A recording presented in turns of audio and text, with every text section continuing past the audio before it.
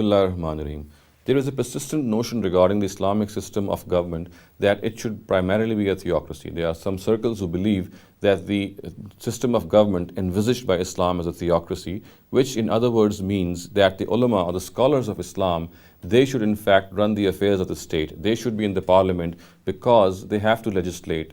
And only people who have awareness of the dictates and the statutes of Islam, only they can do this legislation. Therefore, a parliament can only consist of, or the majority of the parliament should only consist of the ulama or the scholars of Islam, so that they are able to implement Islam. This is one of the reasons why people advocate that theocracy is the primary form of government envisaged by Islam.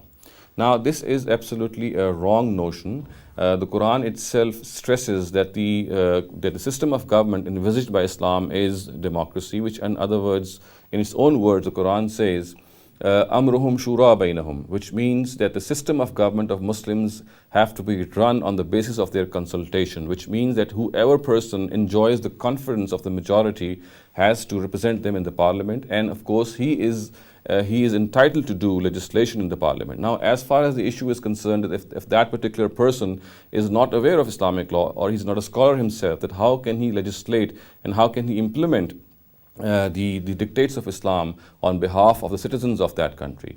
This issue is also very simple and it can be easily resolved if the course taken is that the various opinions regarding a particular Islamic issue which is to be implemented, they are debated and discussed. Their representatives can be called to the parliament and a debate and a discussion can be arranged between them, or the members of the parliament can study the various arguments in favor of various points of view in a particular matter, and then these members of the parliaments, they can easily implement whatever the majority of them agrees upon. In other words, if there is a law concerning diyat, for example, or if there is a law concerning qisas, then the various contesting opinions shall be brought before the members of the parliament. They don't have to form an opinion themselves. What they have to do is they have to give preference to a prevailing opinion. In other words, that prevailing opinion shall be brought before them, those various opinions shall be brought before them, and these opinions shall be discussed, of course, amongst themselves, and on whichever opinion the majority is convinced, that particular opinion can be adopted as law.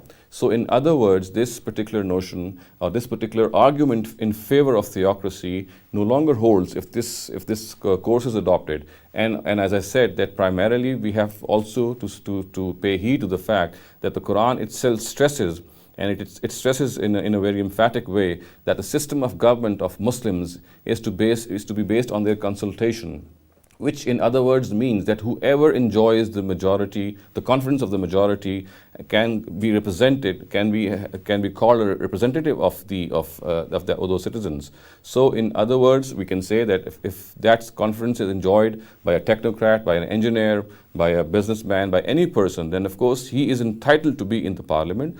All that he needs to do regarding implementing Islam is that he or the majority of the people who get into the parliament, they have to see various opinions, they have to analyze various opinions regarding a particular issue facing Islamic law. And the majority of the people, if they get convinced on a certain point of view regarding that issue, then that particular version shall be adopted as law and implemented until as long as another opinion emerges regarding that particular issue, and it elicits the confidence of the majority, and then the majority can of course implement that view. In other words, the majority or the members of the parliament, they don't need to be ulama or scholars themselves. All they need to do is they can give preference to the various opinions regarding that particular statute of Islamic law which they want to implement in a particular point of time. أقول قولي هذا واستغفر الله لي ولكم ولسائر المسلمين والمسلمات.